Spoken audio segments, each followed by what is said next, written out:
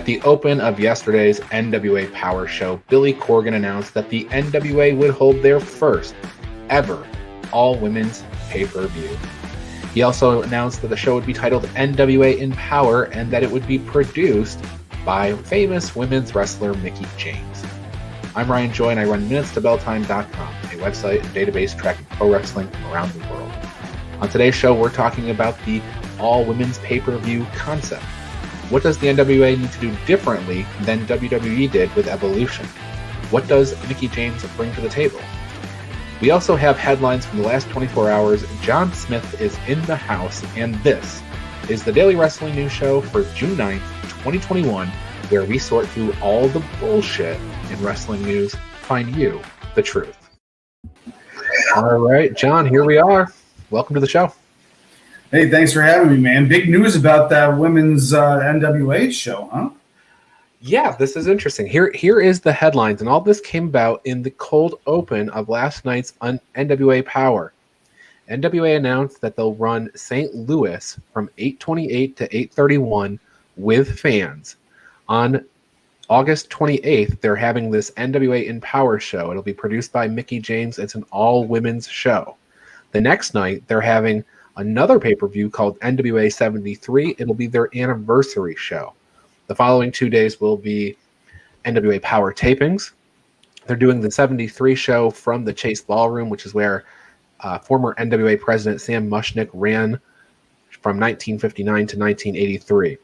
So a lot of news comes out right in the very beginning of NWA Powerrr. Even though they had a pay-per-view last weekend, they announced all this in the first 2 minutes of the show last night. But the big news here is this all-women's pay-per-view. John, what do you think? What do you think of a company right now at this current climate jumping in with both feet and saying, let's do an all-women's pay-per-view? Well, I don't have any problem with it at all. I would have liked to have heard this from WWE also. But, I mean, for NWA to be doing that, I know WWE did the Evolution pay-per-view a couple of years ago. But to hear it from NWA, to have like a lower level company doing this, then you got way more women involved. You get more exposure because typically you only have one or two women's matches on any show that you go to. So you were going to get 6, 7, 8 matches. You got at least 25 girls probably that are going to get some nice exposure here. It's really interesting because the NWA, like you mentioned, you get 1 or 2 women's matches on like a pay-per-view style show. On a Powerrr, some weeks there's none. But on a pay-per-view like this one that they had last weekend, they had 2 matches. One was a tag match and one was a singles title match. So they had a total of 6 women that were involved this past weekend. You're right. You're going to have a whole bunch more. So first things first, they're going to be sourcing talent from the independents. Mickie said that she's looking for the best of the best that are out there, and that she doesn't care if they're under contract someplace. They'll try to work it out. She's trying to get good talent for this show. So, props to them for doing this. I do want to talk about Evolution and what they did in 2018, they being WWE, and kind of put that out there as like, this is the type of event that WWE put on, and we can say what kind of worked and what didn't work. So in Evolution, they had all 4 championships. The NXT UK, Raw, and SmackDown championships were on the line. They had the Mae Young Classic tournament finals. They had a 20-women battle royal. They brought back Nikki Bella, Trish, Lita, and Mickie. Referees were Aubrey Edwards, Jessica Carr. So they had a whole bunch of stuff. NWA doesn't have all that kind of stuff. So, John, in your thinking here, like, what are they going to throw at this to make it interesting? I could definitely see them doing some sort of battle royal, or maybe even like a tournament of sorts, an 8-woman tournament for a shot at the title at a future date. That would be an interesting way to get people invested in it, because if you just have random one-on-one matches, like even men, women, tag teams, who cares if it's just 2 random people going at it? Like, it means more when there's a tournament or there's a something on the line. So that'd be good. I mean, we're going to get a championship match, I'm sure. Maybe they can make that a fatal 4-way or something to give 3 other women, the spotlight in the main event as well. Who knows? Yeah, the other thing about Evolution, that Evolution's a touchy subject because it was the same weekend as Crown Jewel. So a lot of people felt like Evolution was almost an apology for Crown Jewel taking place. Having said that, even Dave Meltzer said that the Evolution show had the hottest pay-per-view crowd of any other WWE main roster show the whole year, he thought. And based on, but then when you look at it in that particular arena, the crowd was really hot. But when you look at the overall, the search numbers were way lower than other main roster shows and stuff like that. So interest was down. I think the NWA, they're in a tough spot because they're behind a paywall. They don't have the exposure of WWE, but maybe they have a fan base that's going to jump in here and get anything they put out. And they've got to bring people in, like right along here, so that we can get used to their names and get excited about a show that has all these women on it. Yeah, it makes them different. It makes people want to watch it. You know, if it was just if it was free all the time and then they were putting on a pay-per-view, it might be different. But since you have to pay to watch every single show of theirs, you know, doing something different like this could be good for business. Get different eyes on the product. Now, Mickie James, 6-time women's champion in WWE, recently released. In fact, I'm still scratching my head. I haven't figured out quite how she's able to be on NWA's product right now because she was on there, not wrestling. Maybe that's the key. I assume she had a 90-day non-compete, then she couldn't appear on Power, but maybe it's because she wasn't wrestling. It was just a producer type of thing. She's allowed to do it. Well, I think if their contracts run out, maybe it ran out, then they can do whatever they want right away. I think it's when they're released and they're still getting paid for that 90 days. That's why they can't. So maybe she was at the end of her contract. Yeah, great point. That could actually be exactly what happened with her. And that's not universally true of everybody. Not everybody's contract was up. Like, Braun Strowman's contract was not up. But maybe Mickey's was. I'm not sure when she signed, but it feels like it was at least 3 years ago because 2017, she was at the Evolution pay-per-view.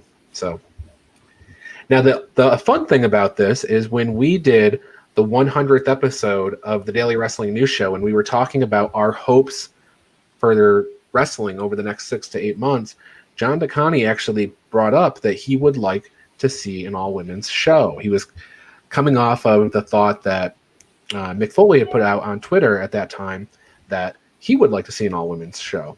So this is like kind of step one, John DeConnie. So, we get the all-women's pay-per-view first. See, I've seen the subject of it brought up. I've brought it up, in years past. It's just like, people obviously think that the women are good enough to have their own show now, but then they also, talk out of the other side of their mouth and make excuses for why the show would fail because, misogynists wouldn't want to watch it. It would only be a small audience and stuff. But it's like, if the product's good, then people will watch it. And I think we're at a point in women's wrestling, especially in the WWE.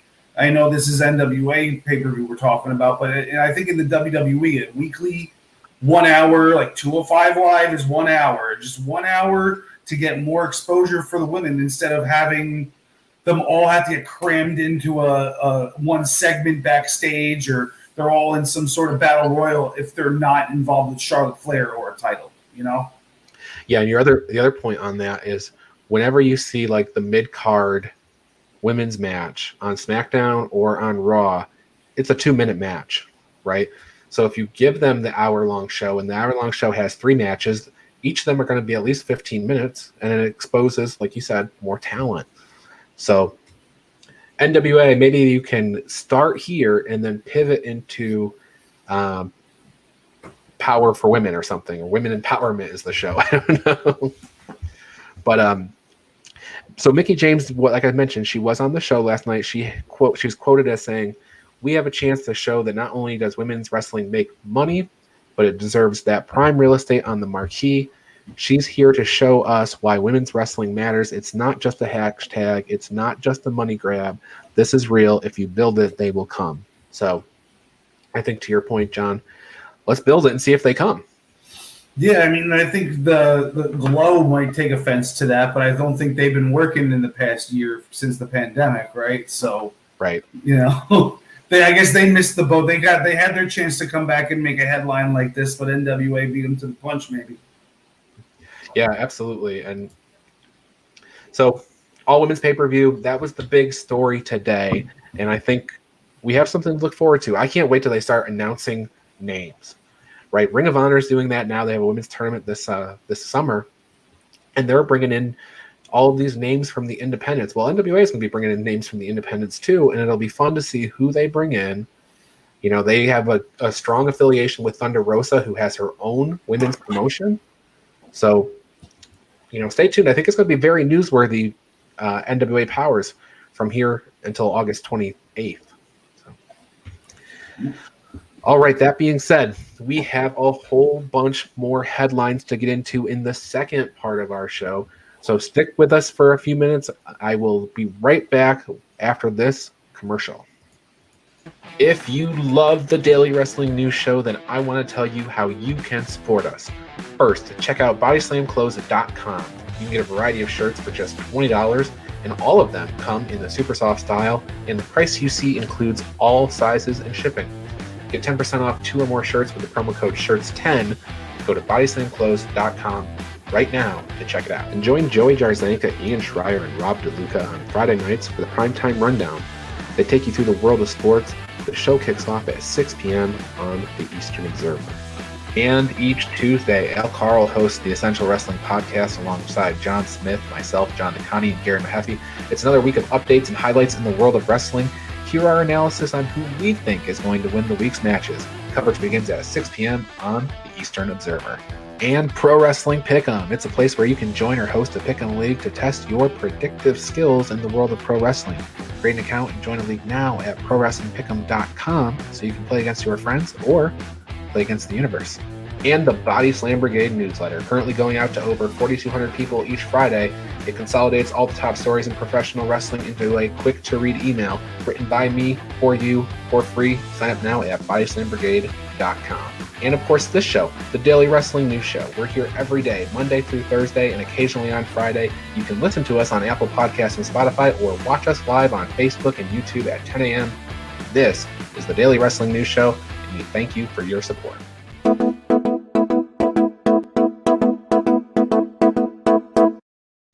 Okay, we're in the headlines portion of the show, which cracks people up every time I play the numbers. That dog with the paper, it's like it doesn't go at all, but it's so funny.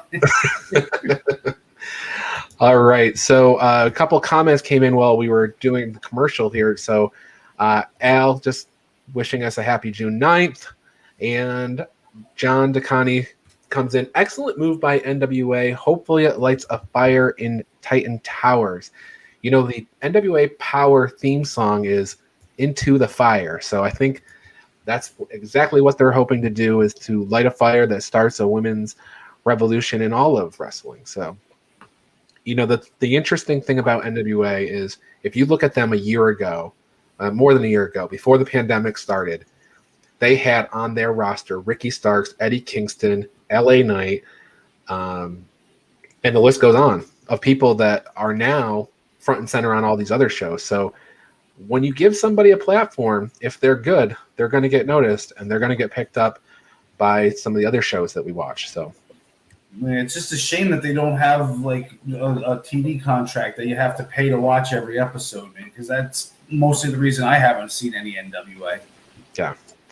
Well, this is the first time they've made the head story on the Daily Wrestling News Show, and primarily because of that reason. So, but we move on. We got other headlines to get into. A whole bunch of stuff is going on in wrestling. So let's start with a story that's near and dear to you, John. Up there where you live, Madison Square Garden is open at full capacity on June 20th for a Foo Fighters concert. So the world is open.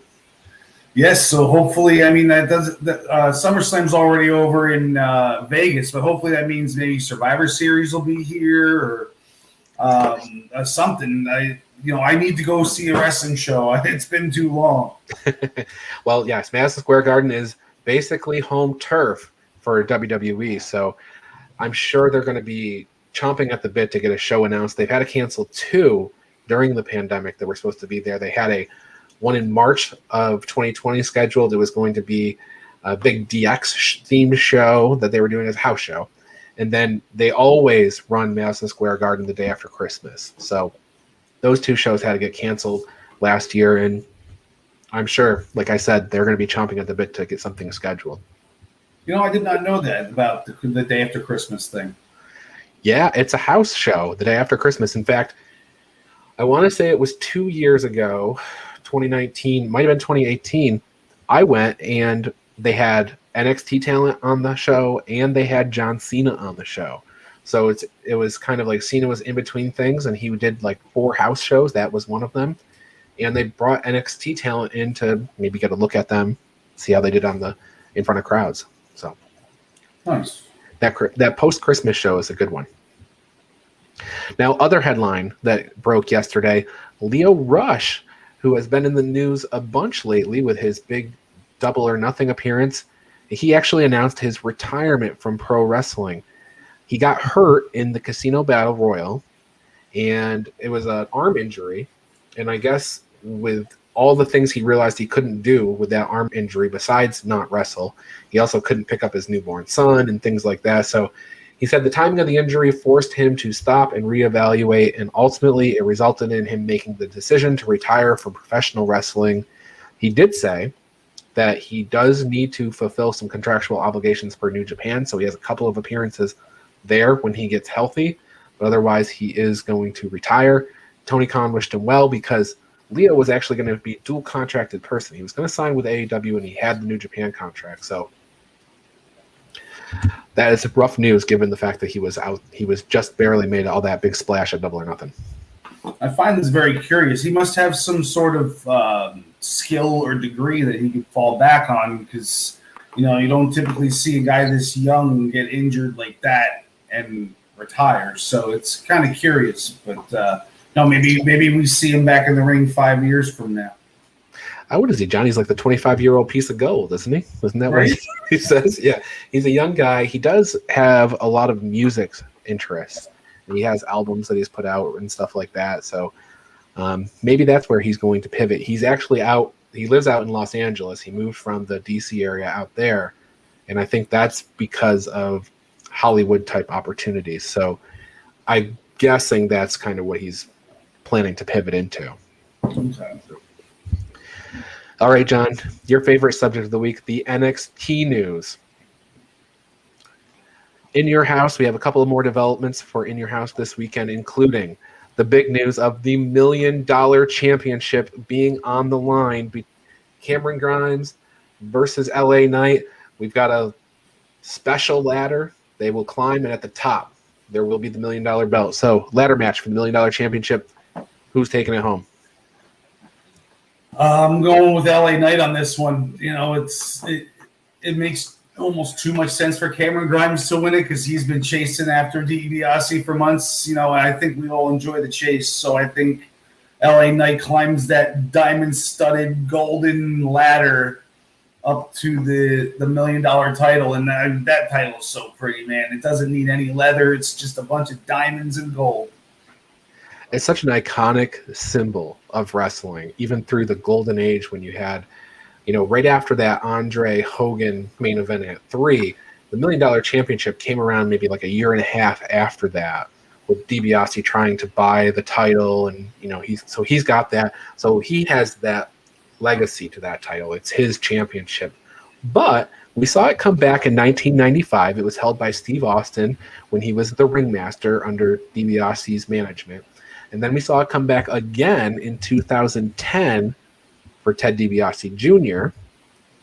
And now somebody else is getting the rub.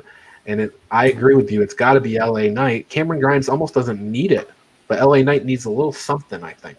So yeah, I think the way that this all went, it's kind of just like kismet how it happened. It's like LA Knight came in. They didn't have a direction for him, but they know he's good. And then Cameron Grimes on another side starts this thing with DiBiase, and then it's all going to end up intertwining where LA Knight is the first $1 Million champion. And 11 years, and he gets to carry that and have DiBiase in tow for a while, and then Grimes can maybe win it off him in the future. But I mean, the lineage of the title isn't really what it's about, because Virgil had it, DiBiase Jr. had it, so it's like, Steve Austin and DiBiase had it, but it's not like this prestigious thing. It's it's the person that's holding it, not the belt itself, I think. But it's really not much different than Hacksaw Jim Duggan's 2x4 in that sense, right? It's like in the sense that it's a prop for the character. It's not really a championship, so to speak. It's just, it's a prop. It's less of a championship than the FTW championship that is occasionally defended. I could see them, sanctioning it as another title in the NXT, making it the third singles title for men. I wouldn't be opposed to that, but I don't know if they'll actually do that. It's kind of similar to, I would make it similar to the diamond ring that MJF has won twice, right? Like, maybe it's not something that gets defended all the time, but you win it, and it's the thing that you have for until the next time it's up for grabs. Right. Anyway, it's so much nostalgia. It's fun. There's times when that belt has been in Jake the Snake Roberts' bag. There's times when Virgil won it for a minute. Ted DiBiase Jr., Steve Austin. It's fun to think about. There's a lot of nostalgia there, no matter what generation you've been watching wrestling. So it's fun to have it back. It's fun to have DiBiase back on TV, too. Absolutely. The other development is coming off of the conversation you and I had last week. I'm sure they must have listened to it and heard all our good ideas about MSK and Legado del Fantasma and Bronson Reed and Santos. And they decided to just, let's go ahead with that 6-man tag. We'll put it on your house, and we'll put all the belts on the line. So it's going to be MSK and Bronson Reed versus Legado del Fantasma. Winner take all. Yeah, and I mean, I think this is a perfect way to take the belt off of Braun if that's what their plan is to do, because you don't want to see a big guy like that just be a transitional champion. So to have somebody else take the pinfall in his stead is a good way to keep him strong, especially if Vince plans on plucking him onto the main roster. But if like you said backstage, it could also be a good way for Santos to not get pinned. Right. One of his men gets pinned, and then he can still chase after the belt in the future. Yeah, it's with all the releases that we've heard about over the last 2 months. Really, it's only been 2 months, but we've had 25 or so main roster talents that we know got cut, and some of that they're getting cut to bring up NXT talent to make room on the roster. And we've started to hear grumblings about that from all the various news sources. There's no news, but one of the things that everybody's talking about is NXT call-ups. Now, you mentioned last week or 2 weeks ago, whenever we talked about Bronson Reed winning the title, that he felt like a Vince McMahon type of guy, Bronson Reed. So it could be that Bronson is being targeted as somebody that they're going to call up. And, like you mentioned, this is how he loses the belt without really losing. So, and then the other match that we have, not for In Your House, but for next week, is Grizzled Young Veterans versus Ciampa and Thatcher in a tornado tag match. So, that's no my tags. kind of tag match, man. I love tornado tags. I think all tag matches should be tornado style. Should we not call it just tornado team match? Right? There's no tags. Right? I guess if you want to put it that way. I like it too. Between this style and the lucha style, where it's one in, one out, but there's no tags, they just, when one guy gets out, the other guy can get in. Either of those two styles I like a lot. So I think this will be a great match. John, any other major news come out of NXT last night that you want to talk about? Not that I can think of. No, I think we pretty much covered everything important. It was a go home show. So I mean, Adam Cole cut a nice promo, on the big screen, calling them all idiots for thinking that he'd come out and with the four of them out in the ring. And then after they all beat each other up, Adam Cole comes out and kicks Karrion Kross's head off and gives him the knee, the back of the head. So Adam Cole came out looking strong at the end of the episode, which typically means that Adam Cole is definitely not going to be winning this match at the pay-per-view. So, and in the same conversation we just had about Bronson Reed, I think we had that same conversation about Karrion Kross last week, where if he is targeted for a call-up, this is how you get that belt off him without beating him.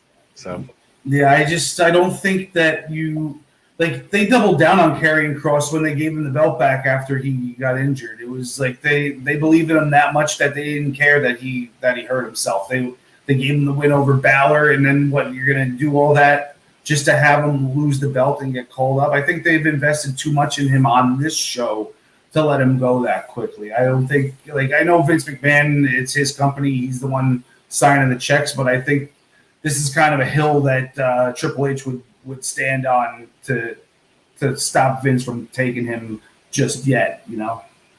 So counterpoint your own self. If you had to pick one other guy to win that match and take that title off him, who would it be? If he had to lose it. If he had to lose it, I would say have Kyle O'Reilly pin Adam Cole. If they're gonna swerve us like that, just give us the guy that we really don't expect to win the match. You know, a lot of people say Pete Dunne would end up winning it. You know, what is it? Adam Cole, Pete Dunne. Who's the fifth? Gargano. Yeah, I don't think Gargano's going to win it, but you know what? Austin Theory could come out and help him win it. You know, if they were taking Cross off the main roster, or up to the main roster, but I don't see it happening. I like Cross to pull Roman Reigns and stack 4 bodies on top of it. And then he'll have nobody to wrestle in the future. So. And then he will have to go to the main roster because there will be no other contenders. Yeah. So. All right. Dynamite is again this Friday. It's not on tonight. So Dynamite, tune in on Friday for that. It'll be after SmackDown again. They did announce that they're adding Nyla Rose versus Layla Hirsch on that match or on that show. So it could be a situation where they're continuing a build towards Nyla and Britt Baker, would be my guess. Yeah, it seems to be the case. But I mean, why do they keep giving the same people, you know, shots at the women's title? I feel like they got to start opening it up to new people. I mean, is it just because Nyla's a former champ, so they want to make Britt look strong right away? Maybe, but I could see that being the case. But still, I mean, land of opportunity, and then it's still the same people getting the shots. Maybe, you know? Maybe Layla Hirsch beats Nyla Rose.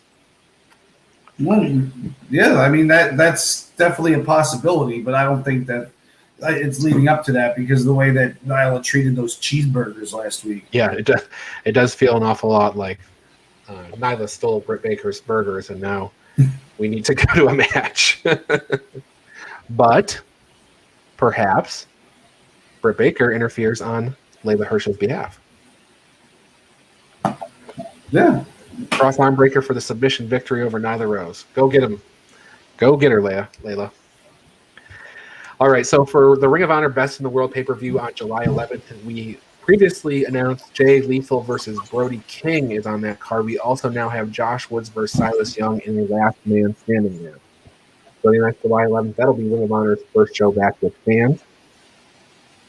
And then following that, another headline, WWE abandoned their trademark pursuit for The Collective, and GCW fans everywhere had a sigh of relief. So we're so annoyed that they even tried to trademark that. Well, they abandoned that pursuit. So there you go. As if they couldn't just name their event something else. We need that. And, you know, it could have been that Hit Row was supposed to be The Collective. That might have been what they were trying to go for. You know, I think we all would have been fine with that because that would have been a cool name for them. Sure. Gangrel, the vampire from the Brood that we all know and love from the ages gone by. He actually still active wrestler on the independent scene and whatnot. He also had his own wrestling academy in Florida, Gangrel's Wrestling Academy. Well, he announced on social media that he's no longer a part of that. Gangrel's Wrestling Academy will continue on, but Gangrel himself will not be a part of it. I don't know what the story is there. I was just getting ready to go see a show there when I came back, and now I don't know. So it's weird that I'm assuming that they're going to go ahead and change their name in the next 6 months to a year, however long it takes to make change your corporate, what have yous. But that's weird to have Gangrel's wrestling school with no Gangrel. He didn't explain the situation, and I don't know what occurred there, but something happened, and he is no longer affiliated with it. So stay tuned. Maybe we'll learn more. And he said he's not done, and neither are the students he trained. So apparently, maybe he'll open up another school or another program. We'll see. Dark Side of the Ring this week. That's tomorrow. We'll talk about it again tomorrow, but Dynamite Kid is the subject of the Dark Side of the Ring tomorrow. So that will be the final episode for a little while. They have a mid-season break, so this is the mid-season finale. So, yeah, I'm very interested to see this one because unfortunately, I was not watching Dynamite Kid live back in the day. I've seen old tapes of his and with the network and whatnot, but I was not watching the British Bulldogs live. I was not watching at that time, I guess, or just wasn't paying attention to the. I was a Hulk Hogan kind of kid, like anything that wasn't Hulk Hogan, it was just jobbers on jobbers when you're 6 years old, So you don't acknowledge Matilda the Bulldog as the greatest manager of all time. I think that goes to Tweet Sapphire. All right, John, that is our show. That's all the headlines I have for today. Do you have any words of advice for the people? I do, actually, and it has to do with the desk that I got delivered yesterday. Oh, the desk drama continues. Oh, my God. So, yeah, the desk drama continues. So I got a package with there was 19 of these plastic things all connected. It was like 4 feet long. So then there's like 3 of them left with all the little tools inside of them. There are 3 different types, like a screw, a this, and a that. So I take them out. I'm like, oh, there's 3 screws here. This needs 3 screws. Little did I know, letter J in the middle, because there's it goes up to letter U. Letter J had 3 screws in it that I didn't see. And I busted through the top of the desk with a screw that was like 1/4 of an inch too long. So now the whole top of the desk, and this is a wood desk. I spent like 3 times as much as I did on the old desk that broke. So I busted through the top of my desk just because I tried to be a hero at the end. So the word of advice, keep the things in the packages. Don't take them out thinking that you got everything figured out. All right, I've built a million things in my life, entertainment centers, desks, tables. This is the first time I've ever pre-opened the package of stuff before I needed it, and I ended up screwing myself over. Oh, there's a TLC reference I can't think of at the moment.